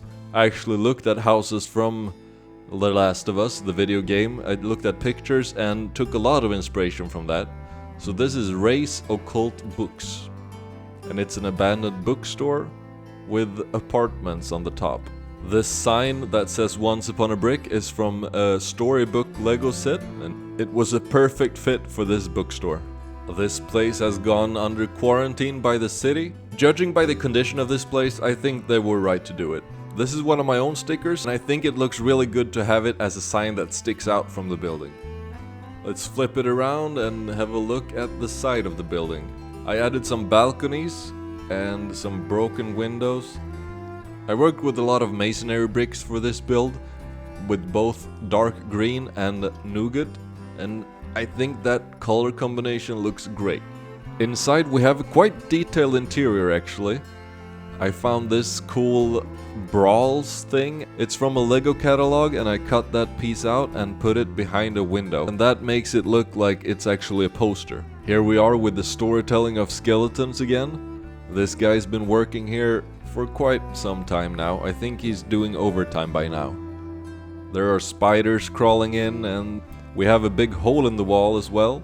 And we have some bookshelves. And this is the classic CMF zombie from the collectible series. I really like the looks of this guy. This newspaper is also from a CMF, but a different one, a different zombie, and this is a custom one. Let's take a look at the other floors. Second floor is just a simple one-bedroom apartment with a large bed, a flat-screen TV from the Queer Eye set, and some other details from the Queer Eye set actually. They've got a lot of good interiors in that set. The floor looks a bit moldy, but other than that, there seems to be nothing more to take a look at. So let's move up a floor, where we find this guy. He's camping here over the night. He's lit a fire inside, which I would advise against, but he needs to grill his fish, so I understand. And there seems to be some holes in the wall, so we can probably get that smoke out. I made this simple sleeping bag and I think it looks cool. It really works. This guy is definitely a guy who travels a lot. This ain't his first rodeo, if you get what I mean. I like to tile my roofs actually. It makes them look a bit more realistic and it gives me the opportunity to actually add some moss and some mold and some details. I also added a ventilation system, and that's it. I'm happy with Ray's Occult Books. This bookstore would work as a modular building. It's time to move on to the bustling city of, well, I haven't figured out a name yet, but this is the big city where everybody lives, everybody who is someone lives here. The farm settlement was represented by yellow flags, and the big city is represented by red flags. Well, not in that way. But actually, yeah, there are a lot of red flags in this city. This city was very inspired by Diamond City and Megaton from Fallout 4 and Fallout 3. If you've played those games, you know what I'm talking about, but if you haven't, I'll explain. I wanted to have that look and feel of this is a highly improvised town. They really built something out of whatever they could find. Houses stacked on each other, people living out of containers and buses. This city is full of life and creativity, and I had so much fun building it. There's a lot of story elements here as well. This guy, he just got something dumped on him by this guy. I hope it wasn't his toilet water. Yikes. Here we have a big strong man taking his flu shot because it's necessary. This is the only doctor in town, but she has some help. Her Miss Nanny robot, which is a robot that helps out with medical needs. Looks like JB is looking for some help. This mechanic is happy to bring back the lights into this house. And these guys, they're enjoying a late breakfast. Here we have a lady who serves tea, and this is her tea shop. I built a comically large red mug to indicate that this is indeed where she sells her tea. Here's a telephone booth with a toilet. You need to be creative in the apocalypse. And you can even answer some calls while doing what you need to do. Here's one of my favorite houses, a really small and thin build, but with a great looking roof and a big door. It ended up looking really nice. Next to it we have Mr. Sanders' Magic Potions. I think he's selling snake oil and fooling people, but it would be interesting to try one of his potions. Here's another scam artist, the cup in the ball guy. Looks like he's been beaten up for scamming people. I had a lot of fun with all of these houses and the color schemes and the color combinations and just how to make them look improvised. This town doesn't have that much security, but that's because they have the best sniper in town. This guy is keeping an eye out for everyone and everything that could disturb the peace. In the apocalypse, everyone needs to do what's necessary to survive. If that means to be a newspaper boy delivering the latest news on the boogeyman of the Commonwealth, or spreading the good words of Talos on the town square, it doesn't matter, you do you. However, people might not prefer the latter. These people are getting really annoyed of this preacher standing on the town square screaming about some god named Talos they don't understand, when all they want to do is to do their jobs and maybe deliver a Nuka-Cola or two to the local people. This woman is just trying to clean the streets. This guy looks pretty annoyed. At the main square, people can rest up, grab a bite to eat, and stock up for their next adventure or supply run. Here we find a seafood restaurant that serves local irradiated fish, lobster, and a questionable chef. I think he's drinking on the job. I added this little cool bar counter with bar taps, and I think it looks very nice. And a gun store full of deadly options. All the fish is caught locally in the local irradiated river by very talented fishermen who's doing the best they can with what they've got, which isn't very much because, hey, the apocalypse, remember? These are some of my favorite houses because the color of sand blue and that yellow, I just love it. I added a red container on the roof of this sardine store just to get that extra color scheme in. Over here we have an old sea captain who lives his dream with his pet turtle living in a submarine on land. Lucy from Vault 33 is talking to a very shady man about doing some business and helping out. I don't think she understands that she might be signing up for a bad mission. This little boy looks scared. And that's because he sees that this man went into the wrong alley. Here we have some raiders in the big city. I don't know how they got here, but they pretty much control this part of the city. And this guy, well, he looks a bit sweaty. He's just a local businessman who wanted to get some business done. Yikes.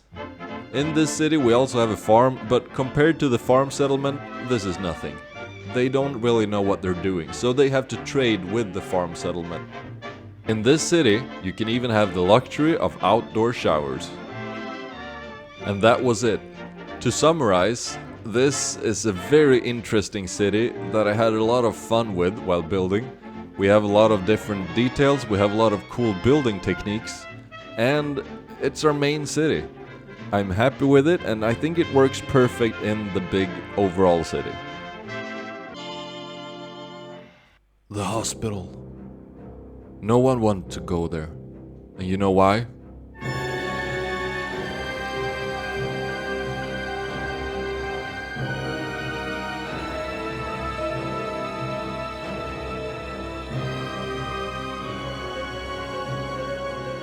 This place is probably the worst place you can be at in this apocalypse city. There are super mutants, zombies / ghouls, and the place is just overrun. When the apocalypse began, everyone either tried to evacuate or needed to go to the hospital.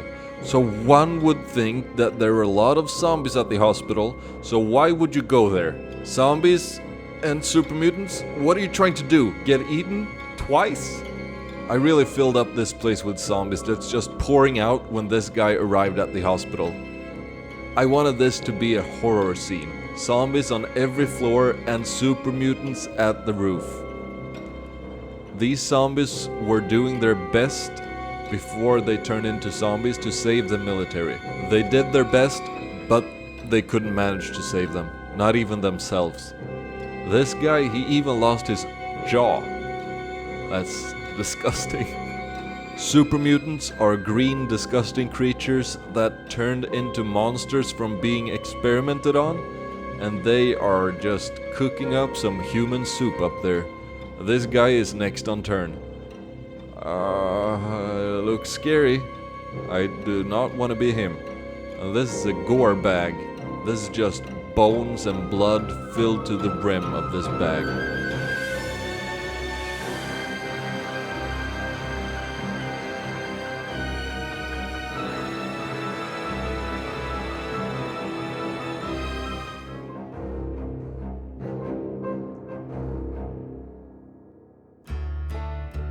Let's lighten up the mood a bit, but not really, because now we're gonna take a look at what's next to the hospital, and that's the Raider camp.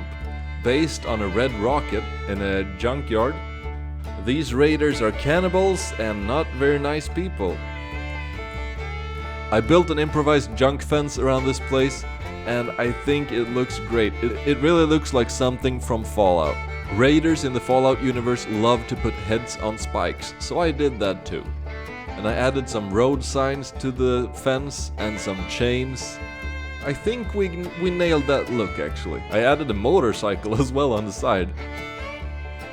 I didn't want it to be that morbid, so I only put the happy faces on the spikes. Otherwise it would look pretty nasty. Ross the boss. Ross is the boss of this place. And this is the guy with the power armor and the cowboy hat, and he has 3 dogs. This is a guy you don't want to mess with. And here we have his friends, the Raiders. The Raiders of Red Rocket. Red Rocket is a gas station from the Fallout universe, and I really like the look of it, so I had to include it in this build. The Raiders have taken over a Red Rocket gas station, and they've made it their new home. The red on the Red Rocket really stands out, making this build extra cool. The Red Rocket I designed very easily. It's just a few snot pieces and some arch pieces, and you can probably find a nice design online. These people are sitting down having dinner, eating some sausage, some blood sausage, and yeah, they're eating people. And this man is next on turn. Just like the super mutants, these guys sure love eating people. These guys do not look like professional chefs, but they seem to know what they're doing with people. I really like this this sticker from, I think it's Batman or something like that, where it says ice cream instead of ice cream. When it comes to building raiders, I like to include a huge variety of different looking raiders. Usually mohawks and different color hairs. That's the way to go, but that girl, she got a wig. This guy is keeping a journal and drawing something in his adventure book. It's cute. This guy looks dangerous, but maybe it's the inside that counts. Maybe he's soft and cuddly. Steampunk Abraham Lincoln is chasing a rat with his improvised crowbar axe. That's a sentence I never thought I would say. On top of the red rocket, I placed a cage with a man in it. And yeah, that's just the way the raiders work. This guy's been sitting here for quite some time and I feel bad for it. Here we have a Mad Max inspired segment. This guy with an electric guitar just jamming some tunes on top of a car mountain. I would love to make an even bigger raider settlement and expand this a bit, because this is a bit cramped. You can't tell that it says Red Rocket behind the junkyard sign. It's a bit messy, but it looks good. Next up we have the overpass. That is the road going parallel to the city, with a road from the city going underneath. It's very common in the Fallout games that you find yourself walking on one of these. You usually find a few abandoned cars and maybe a few skeletons hanging around. This overpass or bridge, whatever you want to call it, has seen better days. It's a bit broken down. Here we have some of my own posters. I cut these out from the Lego catalog. Here we have a few custom signs that works perfect for this city, since there is a hospital and it even points the right direction. Behind the signs we have a very beautiful moving truck, and this is a Lego set. I think it's a gift with purchase, or at least it's some kind of special set. This is our lone wanderer from Vault 111, the main vault in the video game Fallout 4. He has been through some stuff together with his dog, Dogmeat. It's a weird name for a dog, but it works. I got this really cool custom vault suit where you can actually choose which number you want on the back. So I got a bunch of those for my vault, for my Fallout shelter, and for some of the figures in this build. As I've said, I like to add some spiders, some rats and some skeletons to the build, just to get that nasty, creepy vibe that the apocalypse took place a long time ago. This world has been changed a lot. Underneath the bridge or overpass we have a few Brotherhood of Steel soldiers running for their lives, because they managed to wake the sleeping Yao Guai, which is a mutated bear. This is Paladin Dan's and his friend, and they are scared to their life. This is my own custom designed power armor, inspired by some other power armors online.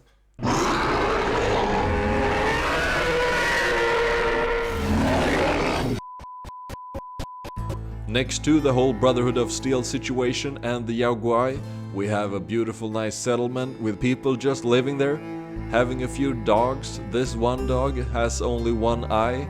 They take care of all the dogs, give them dog food and just take them in. They seem like nice people, but you living under a bridge, your living condition, well, they aren't the best. This guy is getting some supplies with a shopping cart that I designed myself. I have two of these. I believe this is version 3 of these shopping carts. I like to add clothing lines to make the builds more immersive and make it feel like they actually live there. Let's turn this thing around and take a look at what's going on here. We have a fire here. This fire build is actually inspired from Lego Fortnite. Here I have painted and customized Wildstyle's Apocalypse headpiece to make it a bit more apocalyptic. This city really ended up huge, with a lot of detail and fun stories. Maybe I went a bit overboard with the size, and there is definitely things that I want to change for the future. Maybe even change the layout so that you can see the city better and lighten them up in a better display way. However, that's a problem for the future. I have a lot of projects in store, so subscribe if you haven't, and so you don't miss my next big project, and I'll see you around. Thanks for watching. What happens when a nuke drops and destroys the world in an alternate future? Well, Fallout, which is V.P.L.O Studios' favorite video game series and a great TV show. Today, he wants to build minifigures from the Fallout universe.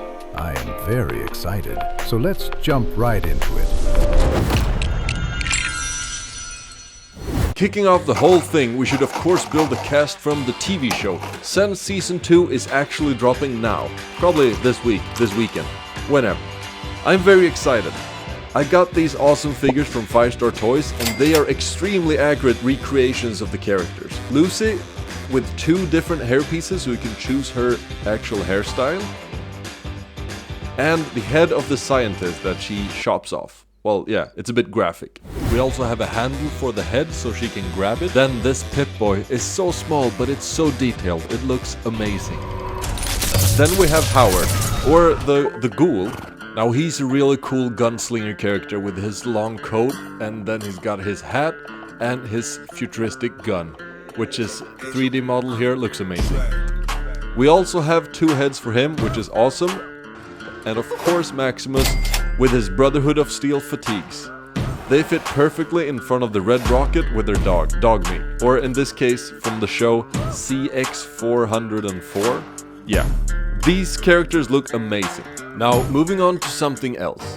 Fallout is an amazing world with a lot of interesting lore and characters. I've already built some fun stuff like a vault and an actual city. But now I'm going to start a new project, and this is the very start. I'm thinking we can start off with raiders, which are bandits, or bad guys technically. They take whatever they want, eat whatever they want, and look how they want. Usually dressing in tires, leather, metal, and homemade looking armors. This is going to be really fun to build. Best of luck, V.P.L.O Studios. Now build some cool Lego Fallout figures. Let's start by grabbing our minifig heads. We need a lot of parts for these minifigs. We have a lot of different heads here. We are going with multicolored, which is going to be fun. We have some mean looking heads here. That's important for the raiders. Let's stick to the evil looking ones. Really mean faces. Let's grab some armors as well, so we can add some cool details to the characters. Like cool, scrappy looking apocalyptic armors with spikes and stuff like that. Let's also take a look at our torso box and see if we can find any rugged torsos that looks kind of like, well, apocalyptic would be the word. Some destroyed ones. Harry Potter torsos and Jurassic World torsos are usually good for this. We have some cool Ninjago stuff as well, some CMF torsos. A lot of different stuff actually, but the key element here is looking a bit rugged and worn down. We can also grab some tires and see what we can do with that. Hopefully we can figure something out. Some fun hats like helmets, weird bear costumes, basically anything that they would find out in the wasteland we can use as hats. Let's build a couple of these guys together and see what we can do with this basically. I have a lot of different components here, and hopefully that will get the scrappy looking vibe. Because it needs to look apocalyptic. It needs to look like they've actually done this themselves. And here's our first batch of raiders. I think they turned out really cool. But we have a lot more to build actually. So let's see what we can cook up. Here is a quick look at all of the raiders we've got so far. And there's a huge variety here in raiders, because I didn't want them to look the same. I wanted different vibes for all of them.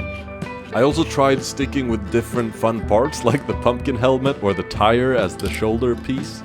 Then we have this knight-looking dude, and this guy that looks really like a regular raider. This guy too, really cool. And this guy who improvised and used pots and pans as his armor. Might not stop a bullet, and it doesn't look that cool, but I'm happy with it.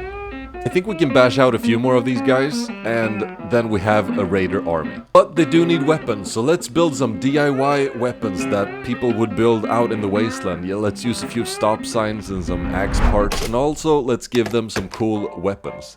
It's probably a bad idea to give these guys some cool scrappy weapons and guns, but because LEGO would never make these guns themselves, nor would they collab with Fallout, since it's pretty violent and depicts war, cannibalism, nuclear bombs, death, swearing, and a lot of other fun stuff.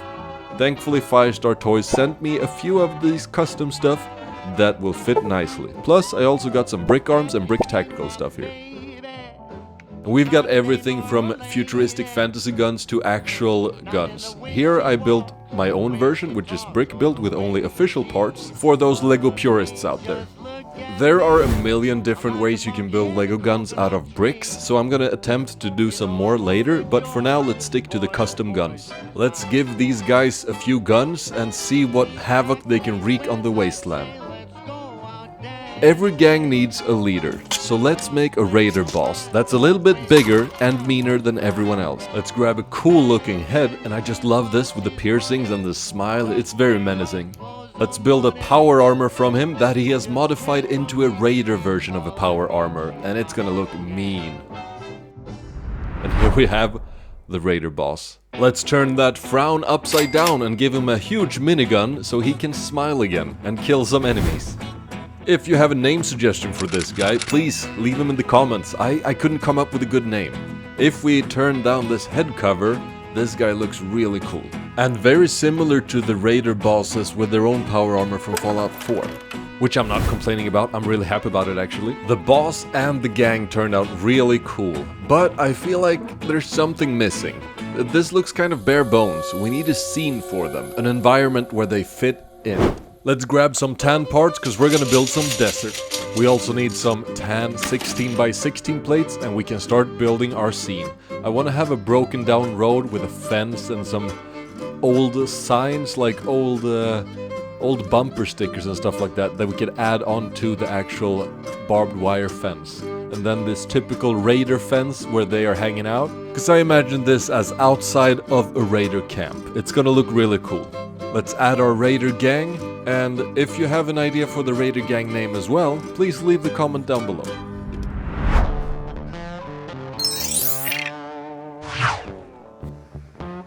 This turned out really cool. It's a mean looking place. They've got heads on spikes, they've got horrible looking weapons, and yeah, it's just looking like a tough crowd. A hard bunch of people that, yeah, they're gonna rob you, they're gonna steal stuff, they're gonna probably not be that nice. So that means I'm happy and I've done my job successfully. These guys look so mean and so tough. So yeah, job successfully done.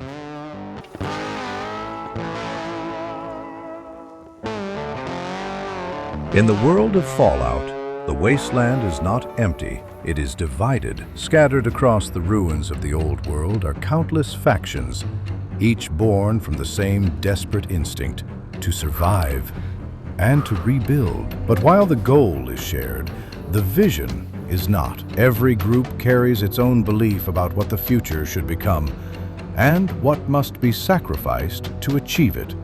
Among the most powerful of these factions stands the Brotherhood of Steel. The Brotherhood of Steel is a military faction in the wasteland. The Brotherhood's core purpose is to preserve advanced technology and regulate its usage.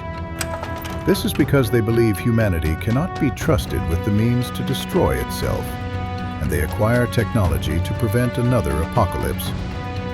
Although they tend to be relatively isolationist, the Brotherhood has proved to be one of the most important organizations in the history of the wasteland, though their exact levels of power and influence have varied over time and by chapter. So I want to start by building a power armor, which is basically a walking tank. They are so cool looking, and I've done one of the designs back in the day on TikTok. So follow me there if you want to see more stuff like short videos. Anyways, here's the first edition of my power armor, which is a T45. And I've tried a lot of different helmets for this one. Stormtrooper helmets, and even painted and custom made my own. But none of them ended up looking good. So, well, I ended up having the Dark Trooper helmet. It kinda works. I mean, if you compare all of these, it's obviously the best one. But once again, Firestar Toys stepped in and 3D printed amazing looking power armor helmets. And I got a few of these, they are just perfect.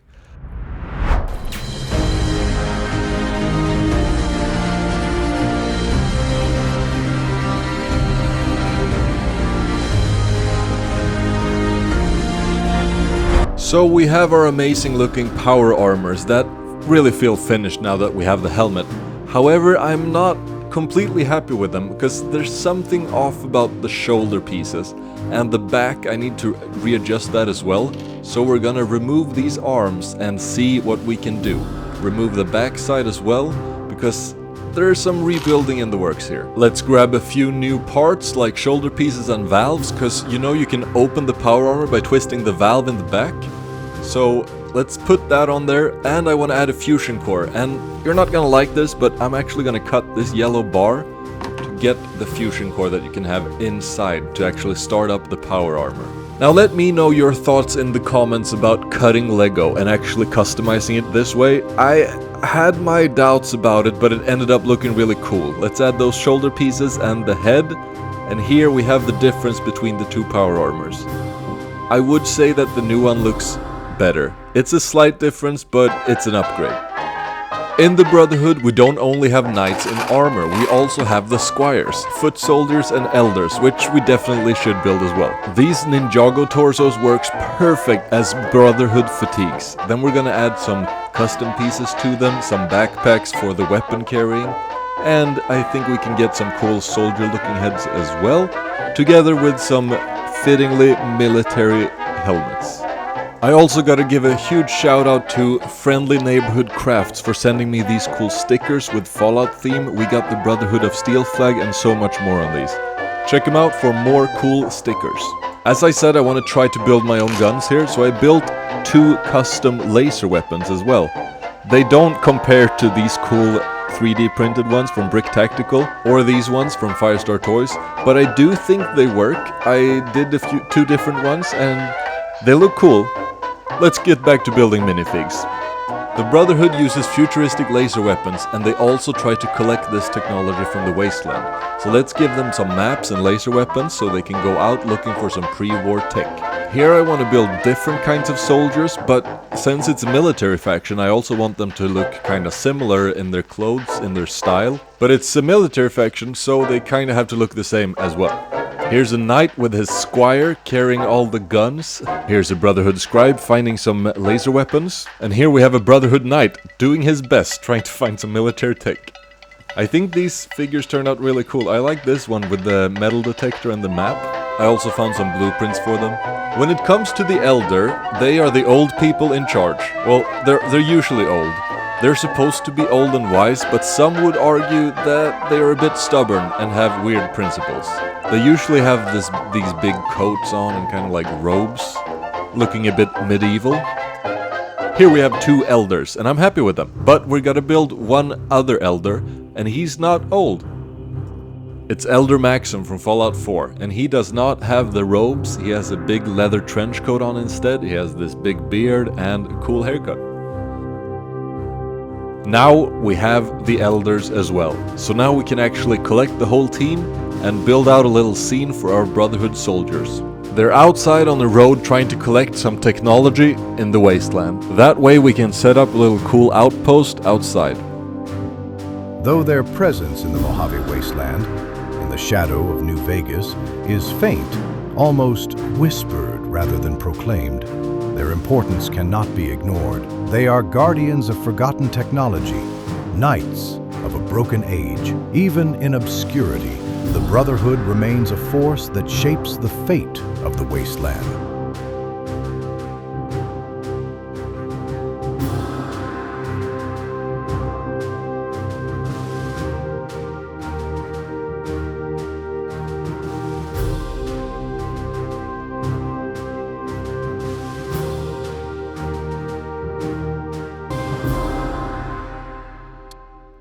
The new California Republic, the NCR, rises from the ashes of Southern California, striving to stitch order back into a world long swallowed by ruin. From the cracked highways of Nevada to the quiet forests of Oregon, the Republic pushes ever outward. It calls itself a republic, a promise of civilization in the wasteland. It fields a professional army, gathers taxes from what trade still crawls along the old roads, and enforces laws meant to tame the wild vices of gambling and prostitution. But at its core, the NCR clings to a single, unyielding purpose: to rebuild a government worthy of the world that was lost. That's right, so let's build some NCR soldiers. Now these guys are cool. They are military, but they're not as intense as the Brotherhood. And we have a few different people inside of the NCR. We have the regular NCR soldiers, but then we also have the Rangers, who are higher up in the ranks, usually rocking cowboy hats. Once again, I'm trying to keep it interesting by building different kinds of soldiers, but also kind of similar soldiers. It's difficult building military people in the apocalypse. Here's an old torso that I put a sticker on that's supposed to be an NCR Ranger.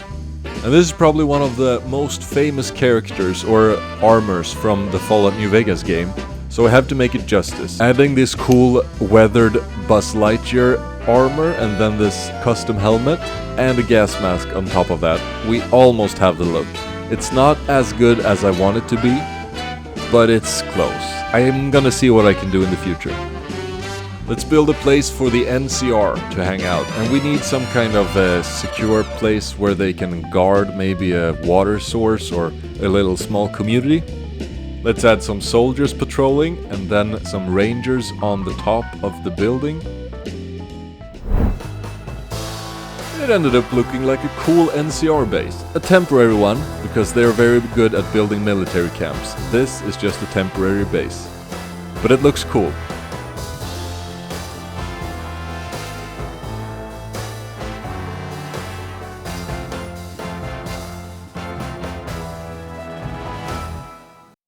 In the unforgiving wastelands of the American Southwest, a ruthless empire rises from the ashes of the old world. Caesar's Legion. Born in 2024-7, forged by the iron will of Edward Caesar Sallow and the brutal fire of Joshua Graham, this savage society is built on blood and fear. A totalitarian regime that thrives on conquest, subjugation, and the chains of slavery. The Legion sweeps through the land, crushing tribes beneath its iron boot, forcing all who survive into servitude. With a fierce devotion to order and control, they modeled themselves after the might of Rome, repurposing its language and symbols to impose their twisted vision of unity. A cold, calculated machine where the strong reign and the weak are broken. The Legion has no mercy, and in their world, there is only one law: serve or perish.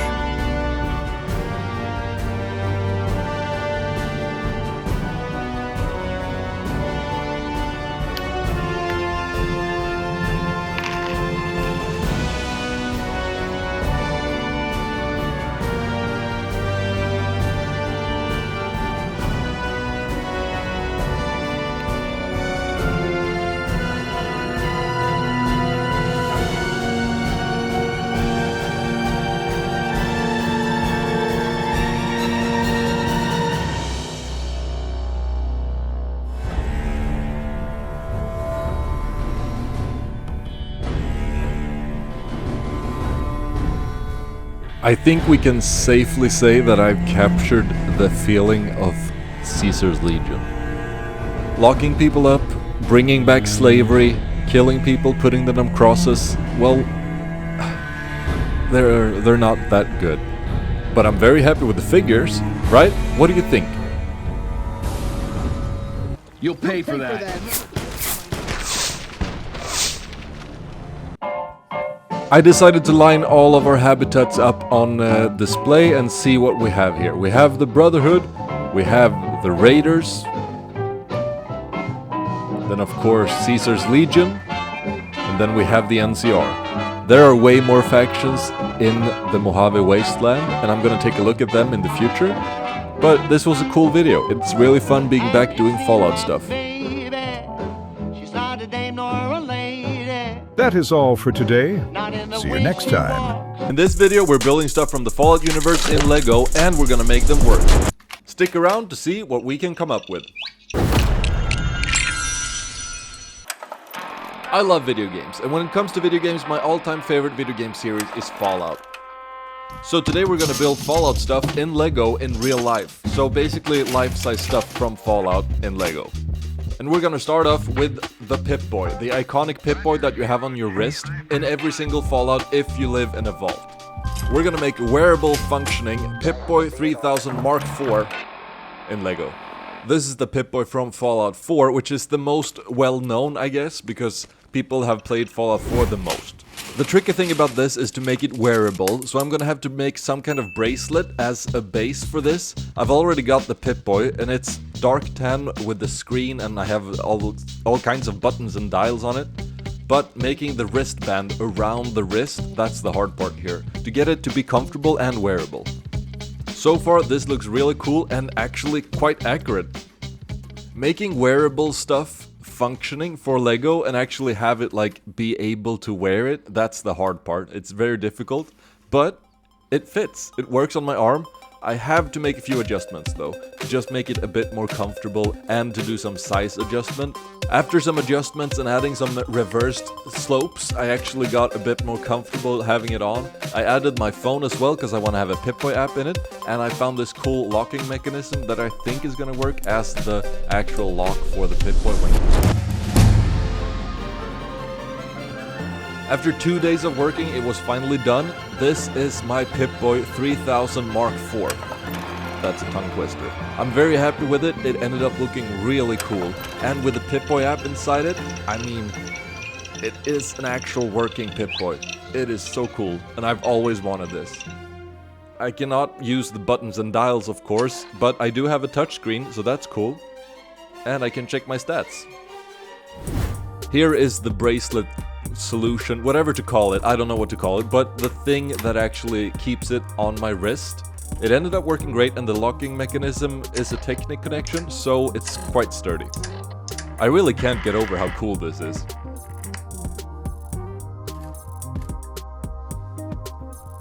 Alright, it's done, and I have a wearable Pip-Boy.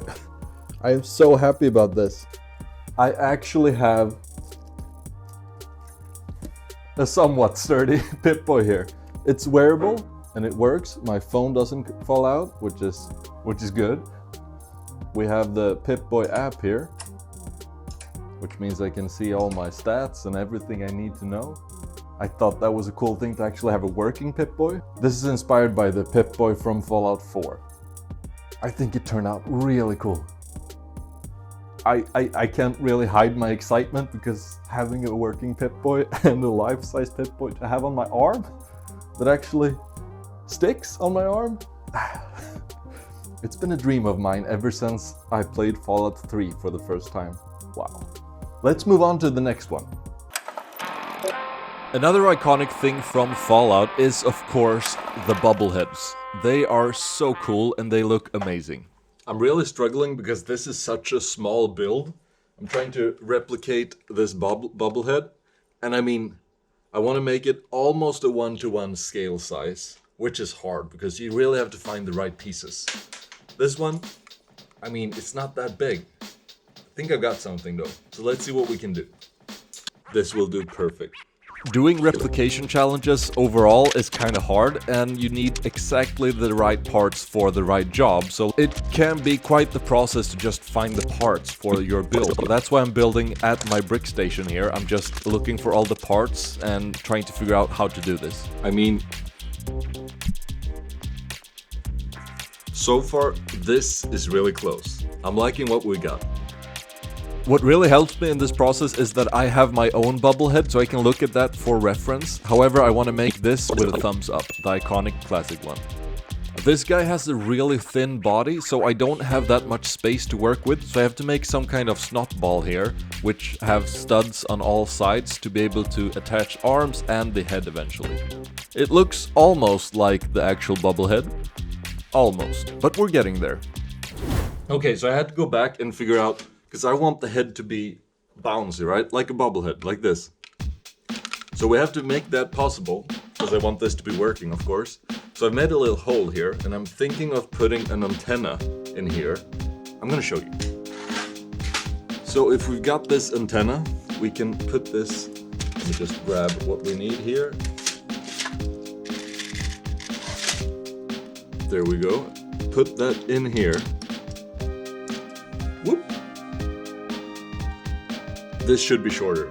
Then we could just attach this up here, and we have, if I can do this right, okay. I have to do some work on this because I don't know how to do this yet. Let's see what we can do. It was honestly harder than I thought to make the head of the bubblehead bobble, or whatever to call it, just make it bouncy. It was quite difficult. Okay, so this thing keeps breaking. I have to make the legs sturdier somehow, because I've got this. But whenever I put these two together, everything's just... Yeah, you can tell. It's just falling apart. I have to fix that. That's because these are just connected on this round brick, and the connection, the stud connection, the clutch power, if you will, it's not strong enough. I have to fix that. Don't know how. Probably just add another part or lock these in with a few other plates. Oh. Yeah, because this is not gonna work. I usually don't show the process of me finding parts and building stuff. I'm very clumsy. I think we're gonna ditch the antenna and go for a regular bar instead. Because that way we can attach it better, and the antenna... I like the antenna, but... I usually don't struggle that much with builds, but this was a hard build. Since it is so small, I have to get the details right and the parts right. Ideally, I would like to have these as arms, the macaroni pieces. They would just be perfect. But I don't have any in blue, and I don't even know if they exist. So unfortunately, we can't have that, which is sad because this would have been perfect. After some quick research, they did not exist. This is my attempt at the head, and it is way off. It is too big, and there's something not right about this guy. I have to switch it up. Because these two guys, they're not the same. I think we have to do something about that. Maybe going for a bit more cartoony style could save this, because he is a cartoon after all. And having a cute little mouth, and I think we've got something better going here. It is hard to make a face this small, so it might not be the most accurate depiction of the Vault Boy bubblehead, but we're getting closer, and this head is much better than the first one. This is the first one, and it just looks horrible compared to the new one. This one's actually a bit cute. He looks like Vault Boy. Not, again, not 100% accurate, but it looks much better than the first version. So I think we're going for this one. If we actually take a look at the two and compare them, the new one does look much better, and it's almost accurate. Now comes the tricky part, attaching the head in a way that it's gonna bounce. I had a lot of trouble with this, trying to figure out how it's gonna be sturdy enough, but also bouncy enough to be a bubblehead.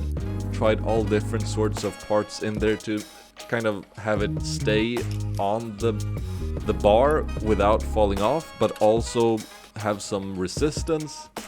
Yeah, you can tell my brain is frying from this. I cannot comprehend what I'm doing and how I should have gone about this, but finally I found a solution.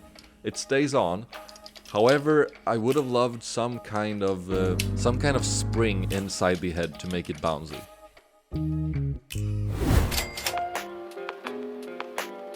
But there we go! Vault Boy Bubblehead is complete, and he looks quite happy and kinda close to the original. I am very happy with this result. However, the head is not a 1-to-1 scale, and the face is not 100% accurate. They do look quite similar, and I don't really know what I could have done different. But if you have suggestions, let me know in the comments, and I might improve it in the future. Alright, so getting this guy to get his head to wobble, that... Oh shit. This isn't sturdy at all. Easy to fix, if I can find the last part. Alright, after a long and humiliating search on the ground, I found the last part. Let's see. Alright, there we go. Guess I have to be a bit more careful. This guy, actually putting him together and getting the head to wobble, it does, kinda. I would like there to be a bit more bounce. The head is, however, loose, so that's good. And I think he ended up looking really good. Look at that. That was fun. Fun little build. Let's move on to the next one. Here's a build I'm very excited about because I've never built a life-size Lego gun. And what better gun to start with than the Fallout 4 10mm pistol. I want to make it functioning with a slide and magazine and all that. Once again, a replica challenge where I have to think about the parts. I don't usually build guns, so this is very interesting. But I'm working on a magazine right now. It's gonna be simple, but I want to add a bullet on top so you can see if it's loaded or not. Yeah, I'm way deep in water here, because I don't know how to do mechanical stuff. I don't know how to do guns in Lego. I'm excited. Well, littles did I know, it was very difficult building a gun out of Lego that's actually gonna have functioning mechanics, a trigger, and a slide. But the idea is to have a mechanism, so I want to be able to pull back this part and actually load the gun, all of that, and I want to have a trigger. It's not gonna be a working gun, of course, but still some stuff I wanted to include there. Let's see what we can do. I had to try a lot of different ways to connect the gun, because I cannot just have everything connected, since one part is gonna slide off the gun, well, the slider, when you rack it back, so I had to be a bit creative there. So this is what I've got so far, and it's starting to come together. It looks like a 10mm pistol from Fallout 4. Oh. It's not very durable. I didn't want to do this, but it came down to this. I have to use Technic to be able to connect the gun, because otherwise it's just gonna fall apart like it just did. I have to have some sort of Technic connection for the handle to the rest of the gun. However, since I never use Technic, I am fairly uncertain on what to actually do and how to build this. I do think I'm heading in the right direction, but I don't know. I want to build a handle that's actually comfortable holding, so we have some slopes around for the fingers, and it has to be the right size for my hand. I also decided to add a hammer in the back of the gun so you can actually cock it and be ready to shoot. With all of these cool moving details, I'm hoping that the gun will look somewhat accurate to the original gun. Finally, it was done.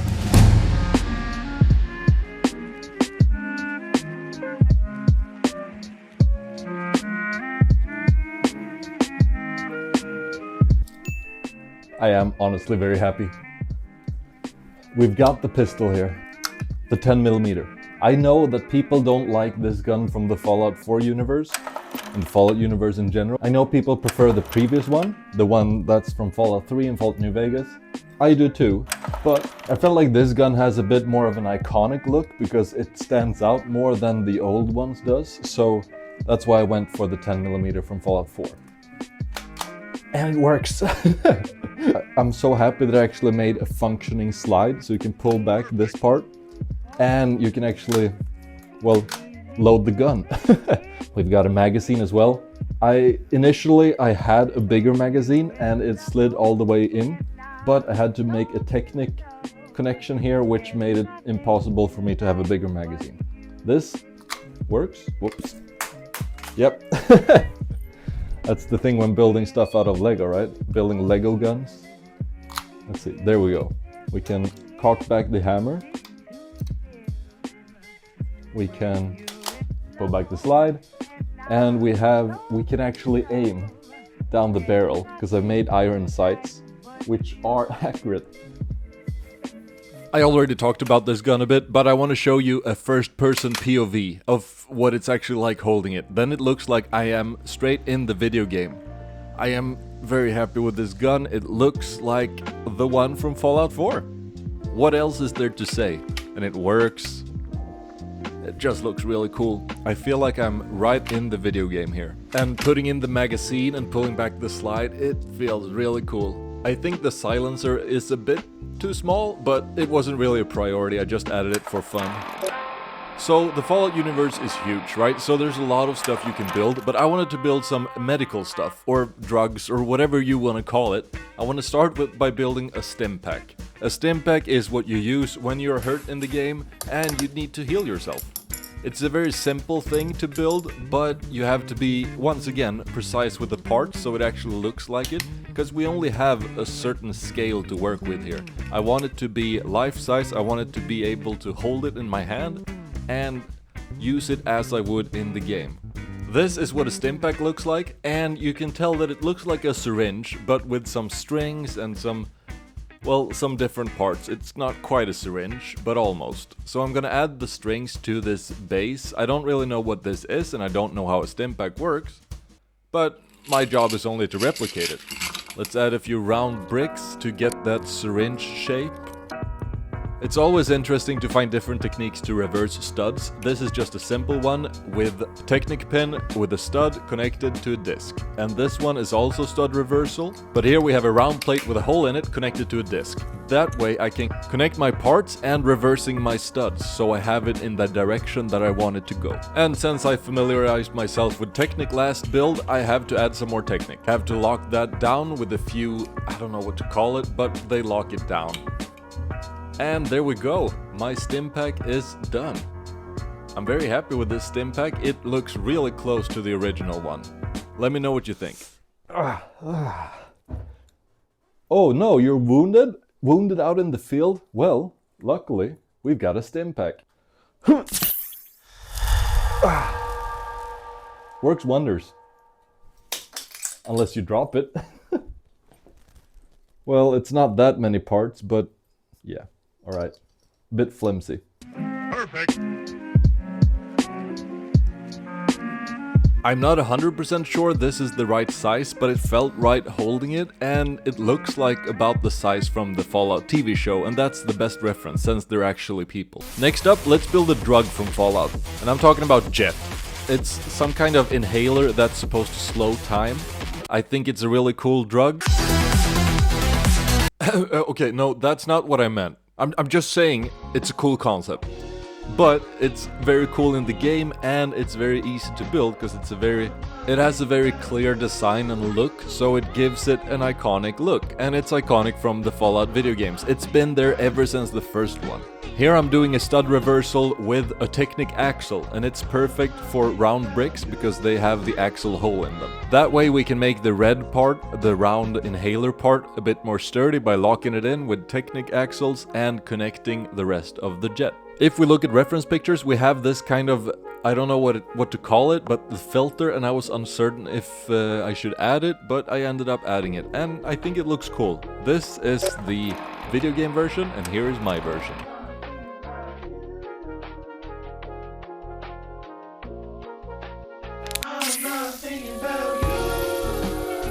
So, there we go. We have our stim pack and we have our jet. It's time to move on to something else. One of the most iconic things from Fallout is the music, so let's build a radio. They also have quite the iconic look actually. This radio looks absolutely amazing, and I would love to have one in Lego. A working one, of course. So I'm gonna build this speaker into the radio. Then we can listen to some fantastic Fallout music and just enjoy life.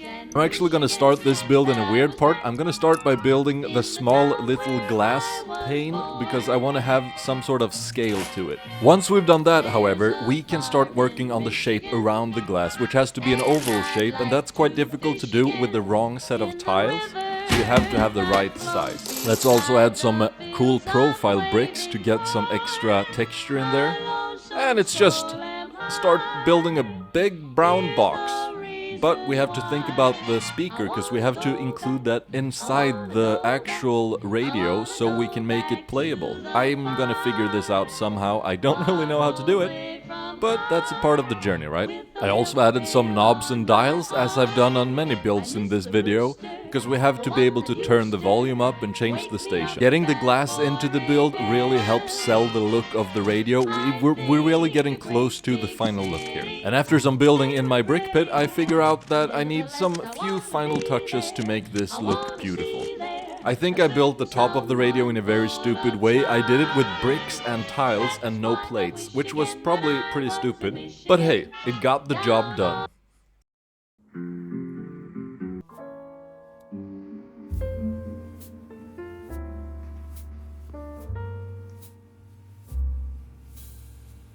And a job well done it was indeed. I am very happy with this radio. It really looks like the actual radio from the game. And I'm gonna have this on my shelf playing music all day, listening to some classic Fallout music. On the back we actually have the cord so we can connect it into the wall, but the speaker inside is Bluetooth and wireless, so we can just connect it to our phone and play some music. This is how it looks inside. It looks a bit sketchy, but it works, and I have access to all of the buttons I need to have access to, so it works. I had a lot of fun in this video. Thank you for checking it out, and if you like what you saw, I could do more stuff like this. I mean, there's a lot of video games out there that I want to build stuff from and that I really enjoy. So subscribe to the channel and see what else we can do. I would really like to do some more stuff like this. Real life video game stuff. That was fun. See you around.